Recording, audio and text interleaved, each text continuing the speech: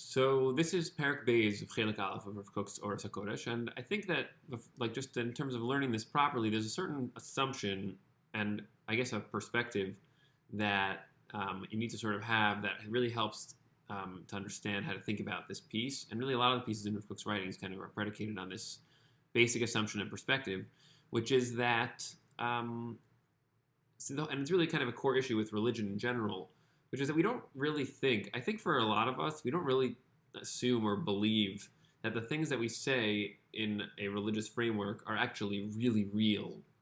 And I'll tell you what I mean by that. With the Torah perspectives, and even in general with all religion, if we talk about God or, miracles or these types of concepts, and religious, activities, davening or things like that, so we don't really, on the inside, believe that that's real in the same sense that we believe that, a TV show is real, or real things in real life are real, like actual people. I'm just kind of giving a scale of less real to more real.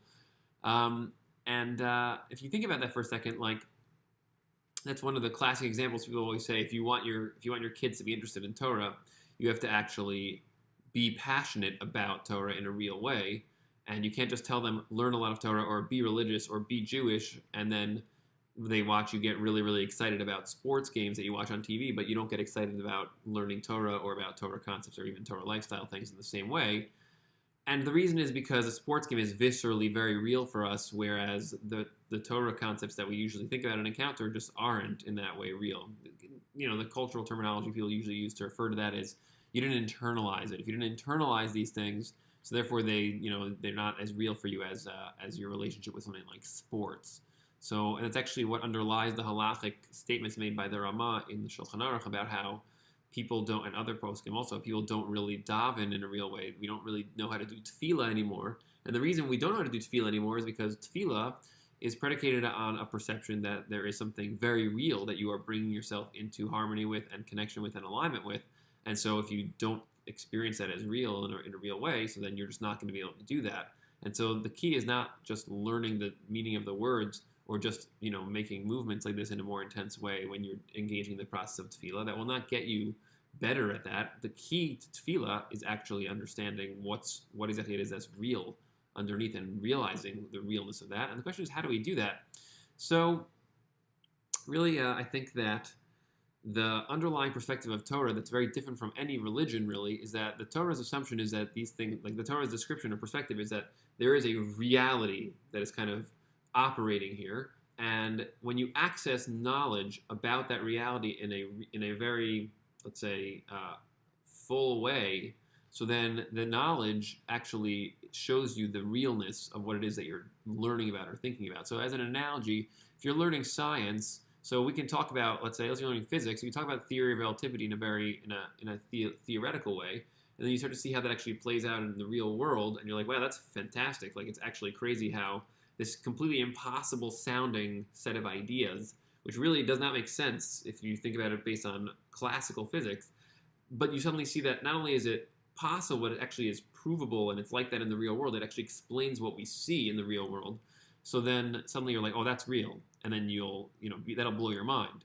And that's also true with Torah, because the Torah does something very similar to what the theory of relativity does, that it describes reality in a way that is much broader, much more inclusive, and relates to things that are both theoretical and then that we see them translate into real things in the world around us. It explains things around us in a very profound way.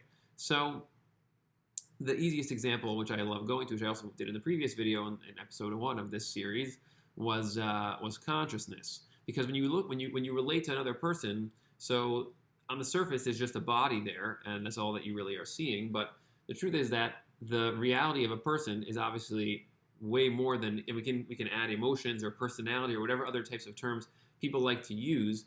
But the most profound aspect of the human being, the part that makes you you and unique, the Torah describes that as what we call in Hebrew the neshama, but the English word for that is your consciousness.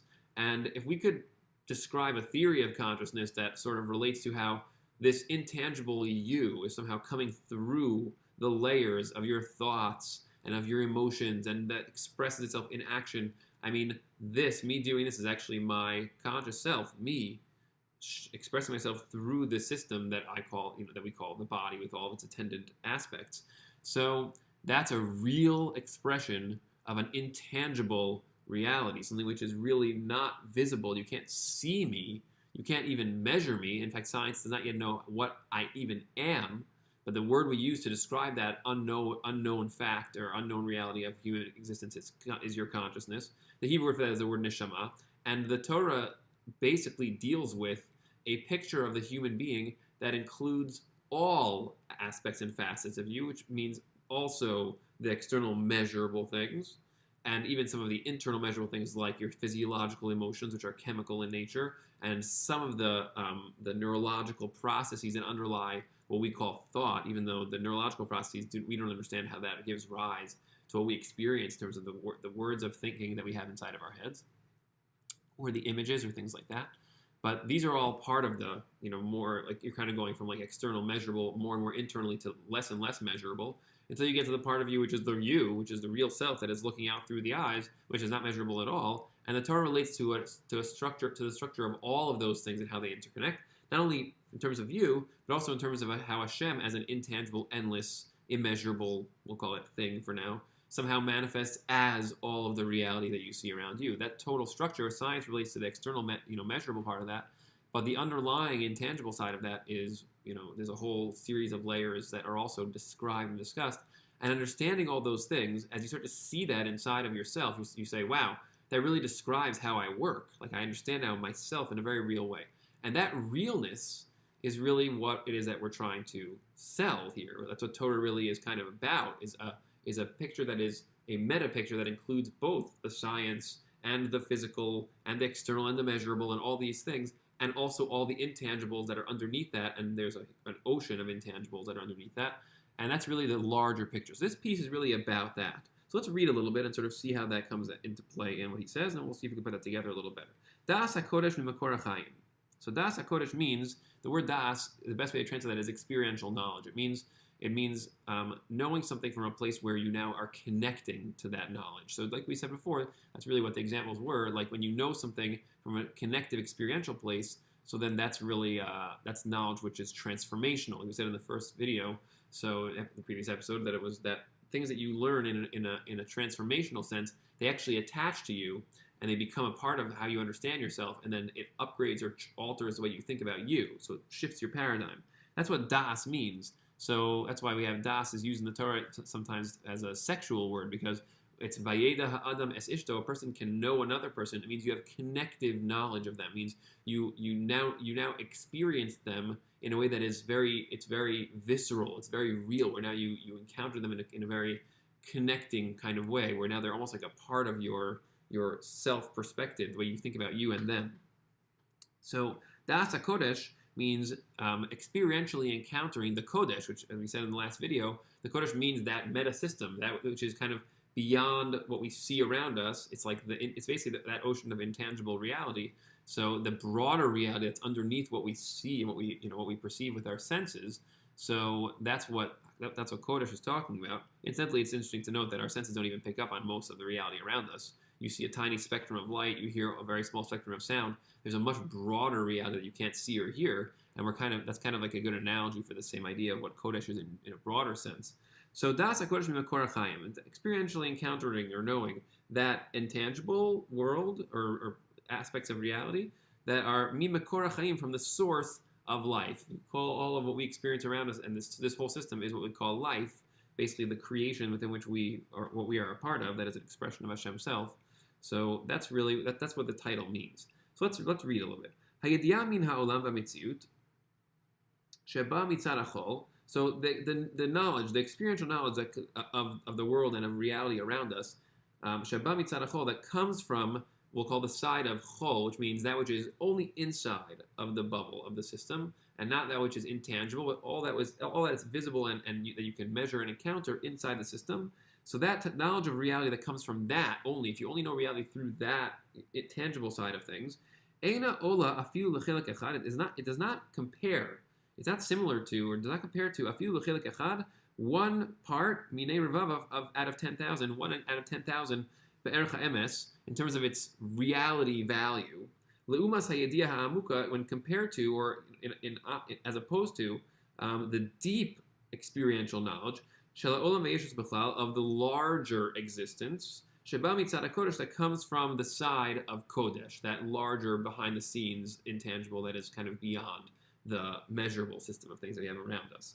So what he's saying is that if you try to compare the knowing of reality, if you only know reality through the tzad hachol, then it's just very shallow, it's very superficial. And then trying to apply that and trying to get further with that is not going to get you anywhere, because even if you know everything about that, which is impossible to do from a details perspective, there's just so many details and information in the tzad hachol. It's still not, you're not knowing the right things. So it's kind of like if you have a relationship between two people, let's say a man and a woman, and they have a sexual relationship. So if they only know each other in terms of the purely external side of things, even if they know each other's bodies in a very, very complete way, even if you learn all the cellular structures to that level of depth of the other person's body, you're kind of looking in the wrong direction for the depth that you really want. In other words, you want to have a connection with the person in which the physical side is an aspect of that, but there's a much larger intangible relationship side that we call relationship, but that really references the intangible side of people together.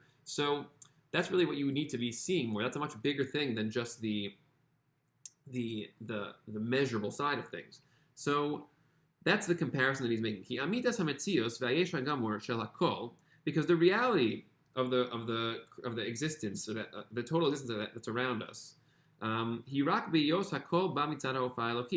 it itself only really stems from the Hofa'ah Elokit, means like the presentation or the manifestation of the divine. Here the Elokis mean, like the word Elokim, like it really means like the powers that are of creation and of reality that kind of stem from the source of reality. So if you think of it as, like I have many different powers, I can do this, these are just random examples, that stem from my inner self is kind of directing how those powers are expressed. So that's what we're saying here, is that all things, the totality of reality, really stems from the Hofa'ah Elokis, which means like the divine manifestation, aka Hashem's intangible self, manifest as all of the things you see around you, both on the measurable and also the higher immeasurable things. From the drawing of life and existence from the source of life and existence. So it's kind of redrawing the reality draws its existence from that higher self. Because that which is revealed around us in terms of being part of existence, it's only like a pale shadow when it's compared to the underlying, the source of where these things come from. In other words, now what he's kind of doing is he's relating, like, if you could somehow go all the way to the source of the Kodesh, which is the root of all things, the root of all of the intangible that is beyond what it is that we see. So if we have, here's what you can see and measure. Then there's intangible layers that are kind of behind that. And then there's the root of all things. That's the Makor HaChaim. So that's something which is incredibly intense. It's kind of like whenever you want to get to know somebody else in a very intense way, and you're talking and you're listening, and like there's a very, very intense, DMC going on between you and them. And like, you're like, wow, like I feel like it's just such a sensitive, like deep experience that I just shared with you. And like, that is kind of like a hint of like the total self that that they are now. You kind of encountered that and felt like, wow, that's so intense. And then imagine if you could just kind of go all the way to the core of them, like to penetrate like the real them in every way and just know it fully. That would like be mind blowing to actually know someone that level of closeness and depth. And we're constantly accumulating or getting a little further in our connection with another person, and that's something which is very powerful on its own, and it draws its power, attractive power, from the fact that you want to know them fully, and so you take all these steps to get to know them a little better, as you're drawn towards that. So by the way, the physical attraction between people in a sexual context is an analogy for the same process, because the more external, let's say like just like there are parts of the body that are further away, that are from the core, from the sexual core of the bodies of people.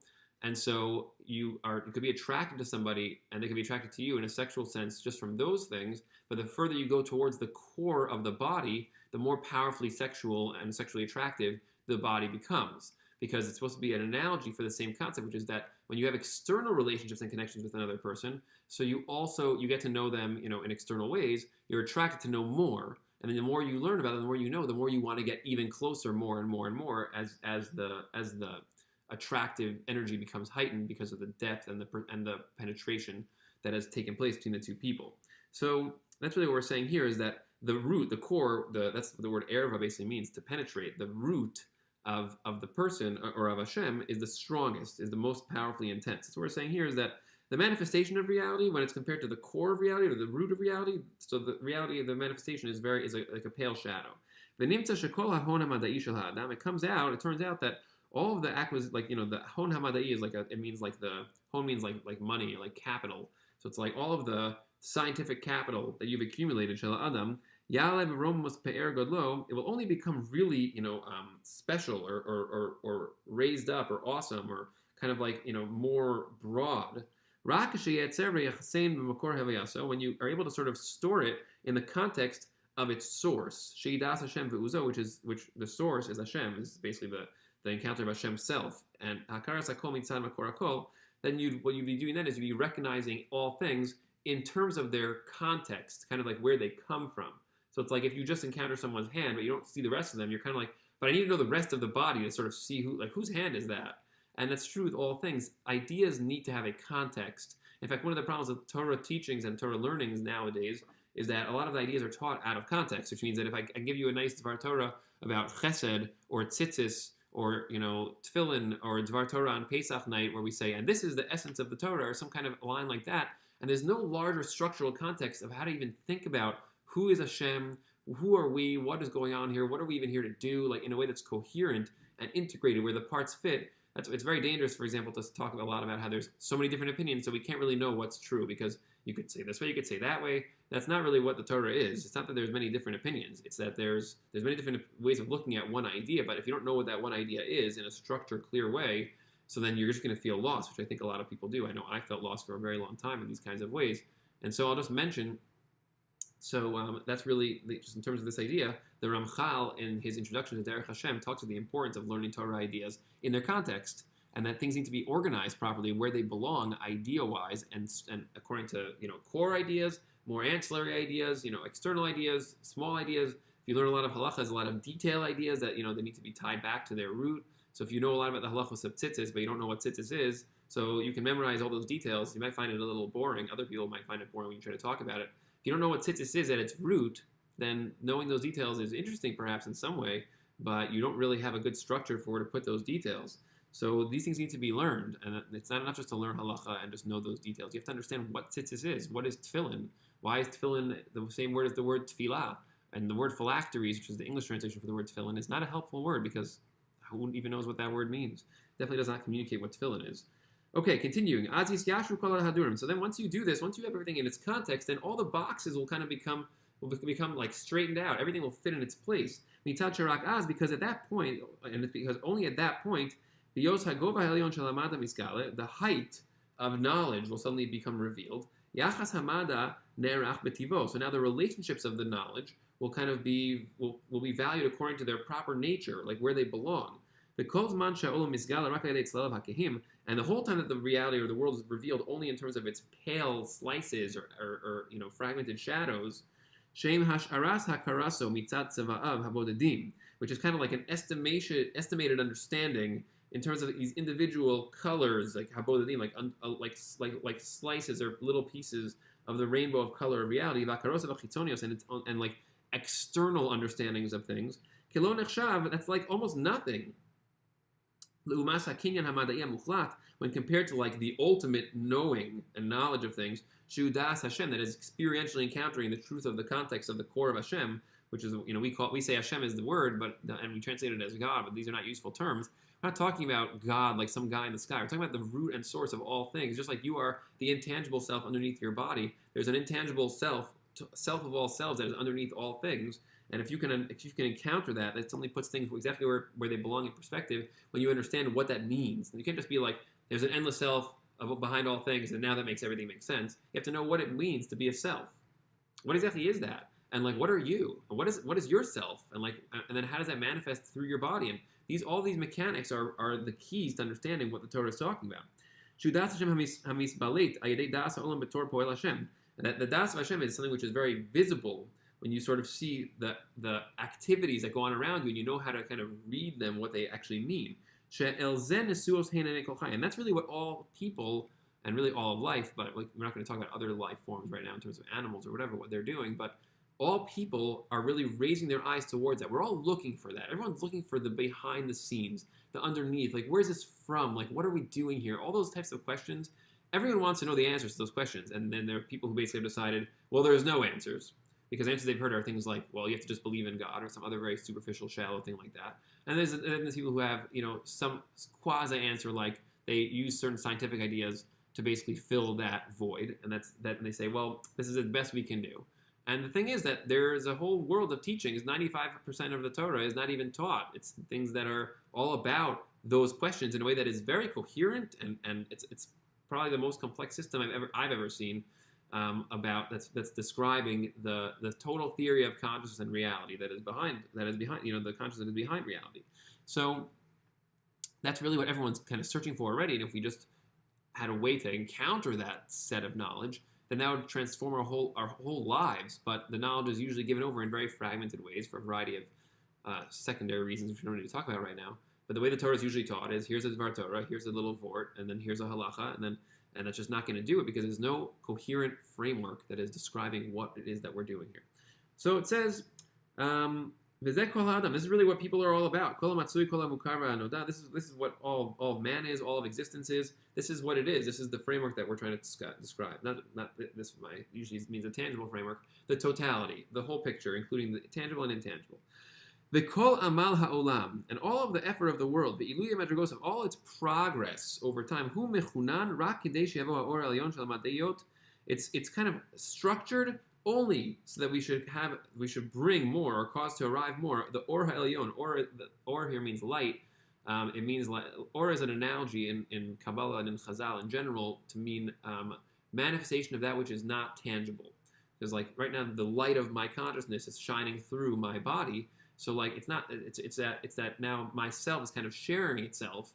I'm sharing myself through this. You can't see me, and yet you kind of do see. You see this in light of me. So you think about light in general. You can't really see light. You can see things in light. Light bounces off things, and you see those things in the light. So you're not really seeing me. You're seeing the light of me coming through my body. So that's what we're saying. The Or HaElyon means that same intangible consciousness that is manifest through the reality around you. So all of the progress of the world is only about that or, that light, becoming more and more visible. Shalamadayos of knowledge. Lizgalos b'shetef makor amitaso. To be revealed in like a wave, in terms of the root of what it really is about, like letting that core, truth shine out. The kol hamosor haklali v'prati, all of the guidance, call it ethics, all the guidance of how to live in general and in specific cases. Kol hatavas orchos hachaim, all the attempts to try to like improve life. Orach hatzedakah v'ayashrus, the path of trying to do tzedakah with other people. We're not going to define what tzedakah means right now. V'ayashrus, like straight lives. B'chayei hayachid v'klalios, both individual lives and the general society. Hakol talui hu v'omed, all of these things are kind of just they're dependent on, they're standing and waiting. La'agia el mechon tmuso, they're trying to kind of get to that point of completion of like, we can do those things properly when we fully understand what it is that we're here to do and how things kind of work. That's going to be done through the recognition of things in light of their source and their root. That's going to get progressively become more and more clear. According to the amount, it'll become clearer in proportion to the exposure. The sheikh hasef means like the exposure, the release of the brightness of that light, Orot HaKodesh, that comes from the root, Shu Zohar HaEmes, that is the shine of truth, of reality, or Hashem, light of Hashem, Mecholel Kol, which then kind of just like surrounds and fills all things, kind of like it just is part of all things. So this piece really was describing all of that. It's trying to describe the distinction between knowing just fragments of reality versus knowing the totality of reality. And the problem is that a lot of reality is immeasurable, is intangible. Like a lot of what we see and what we experience in ourselves, I would say even 90% of our lives are intangible, and I think that's pretty obvious given the fact that our lives revolve around relationships. Like our physical side of things is very important. We use it in order to do everything that we do with our relationships, but it's really we're trying to find a way to sort of live an intangible existence in a physical context. So you could say, what we're doing is we're materializing the spiritual. If we take spiritual to mean intangible, immeasurable things, so then that's really what we're doing. We're physically manifesting an intangible truth through these bodies. So if you think about it that way and you kind of start to pay attention to that perspective a little differently, then what it does is it makes Judaism or the Torah perspective really not about religion and somebody over there, a guy in the sky, and these are invisible things that we have to just believe in. It's that we're trying to say that we all see it as a very real phenomenon, that there's something about us that is not physical, that is intangible. We call it consciousness.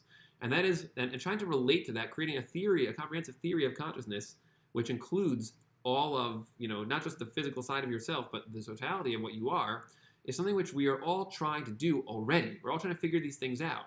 And so there's a system here that is designed to describe those things in their totality and really give us access to how to use these things in a more and more and more effective way, both the physical aspects of our existence and also the intangible sides. And I think that the idea of this piece is really to sort of understand how to relate those two things to each other, to see there's the tangible and then the larger picture, and to sort of start to use that as a foundation for the next phases, which have a lot more implications of what it is that we really could do with this knowledge to build ourselves, build the world around us. That is Perek Beis of Chelik Aleph of Orot HaKodesh. I hope that was clear. Feel free to send me questions, comments, and feedback, and looking forward.